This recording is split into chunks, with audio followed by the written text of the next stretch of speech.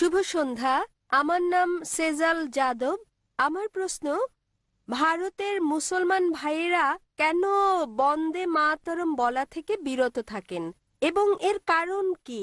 আমি বলতে চাচ্ছি, বন্দে মাতরম ভারতের জাতীয়তাবাদকে বোঝায় এবং কোনো ধর্মীয় পরিচয় বহন করে না। বোন, আপনি কি গতকাল এই অনুষ্ঠানে ছিলেন? জি না স্যার। হ্যাঁ, কারণ গতকাল এক বোন এই প্রশ্নটাই করেছিলেন। তবে আপনি যেহেতু ছিলেন না, আমি আবার উত্তরটা দিচ্ছি। বোন প্রশ্ন করলেন যে কেন মুসলিমরা বন্দে মাতরম বলা থেকে বিরত থাকেন। মুসলিমরা কেন বিরত থাকেন জবাব দেওয়ার আগে আমি আপনাদের পরামর্শ দেই যে হিন্দুদেরও বিরত থাকা উচিত। কেন? কেননা এটা ধর্মগ্রন্থের বিপক্ষে যায়, যা আমি আগে উল্লেখ করেছি।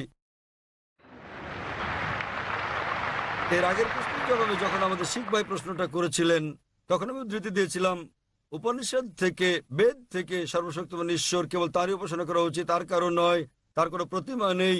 এখন বন্দে মাতরম একটা গান, এতে 3বার বলা হয়েছে বন্দে মাতরম। বন্দে মাতরম মানে কি? মাতৃভূমির চরণে আমি মাথা নত করি। হিন্দু ধর্ম অনুযায়ী আপনি কেবল সর্বশক্তিমান ঈশ্বরেরই উপাসনা করেন, অন্য কারো নয়। ঈশ্বর, তিনি তো এই দেশেরও স্রষ্টা। ঠিক আছে, তাহলে এটা আপনার ধর্মগ্রন্থের বিরুদ্ধে যায় এবং হিন্দু ধর্ম প্রতিমা পূজার বিরোধী। হিন্দু ধর্মে বলা হয়েছে তুমি কেবলমাত্র সর্বশক্তিমান ঈশ্বরের কাছে মাথা নত করো, অন্য কারো কাছে নয়। তোমরা কেবল তার উপাসনা করো, অন্য কারো নয়। তাই মুসলমান ছাড়াও প্রথমে আমি বলতে চাই এটা হিন্দু ধর্মগ্রন্থেরও বিরুদ্ধে যায়। আপনি যে কোনো হিন্দু পণ্ডিতকে জিজ্ঞেস করে দেখেন, একজন অজ্ঞ পুরুষ কিংবা মহিলাকে জিজ্ঞেস করলে হিন্দু ধর্মগ্রন্থ সম্পর্কে অজ্ঞতার কারণে তারা এটা না বুঝতেও পারে। জাতীয়তার ব্যাপারে আমি আপনাকে পরে বলছি। এখন মুসলিমদের ব্যাপারে বলতে গেলে আবারও এই শব্দ বন্দে মাতরম বিরুদ্ধে যাচ্ছে পবিত্র কোরআনের। কারণ ইসলাম ধর্মে আমরা কেবলমাত্র এক ঈশ্বরের উপাসনা করি, অন্য কারো নয়। এবং এই দেশ ভারত, আমরা মুসলিমরা দেশকে ভালোবাসি, এদেশকে শ্রদ্ধা করি এবং সর্বশক্তিমান ঈশ্বর স্রষ্টার আইনের বিরুদ্ধে না যাওয়া পর্যন্ত আমরা দেশের আইন মেনে চলি। এই দেশের আইন মেনে চলতে আমাদের মুসলিমদের কোনো আপত্তি নেই। তবে কোনো আইন সর্বশক্তিমান ঈশ্বরের আইনের বিপক্ষে গেলে আমরা তা কখনোই অনুসরণ করি না।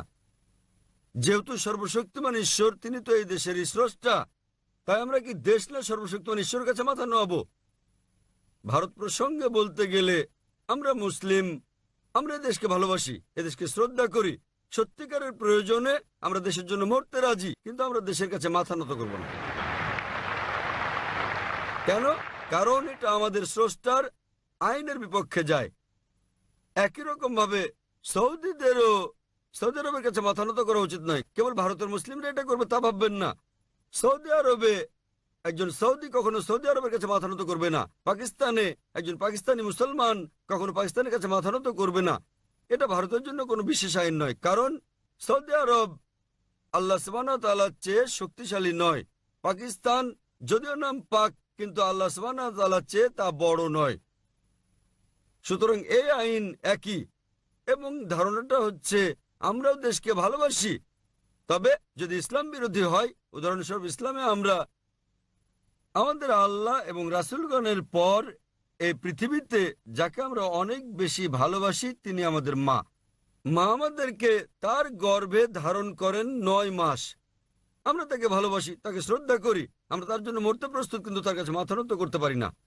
যখন জন্মদাত্রী মায়ের কাছে মাথা নত করছি না, তখন এই ভূখণ্ডের কাছে মাথা নত করার প্রশ্ন আসছে কেন? কারণ না জন্মদাত্রী মা, না আমাদের এই জন্মভূমি কেউ স্রষ্টার চেয়ে বড় নয়। অধিকন্তু সেখানে 12টি লাইন আছে বন্দে মাতরমে। 3বার আছে বন্দে মাতরম, যা পরিপন্থী কোরআন এবং হাদিসের।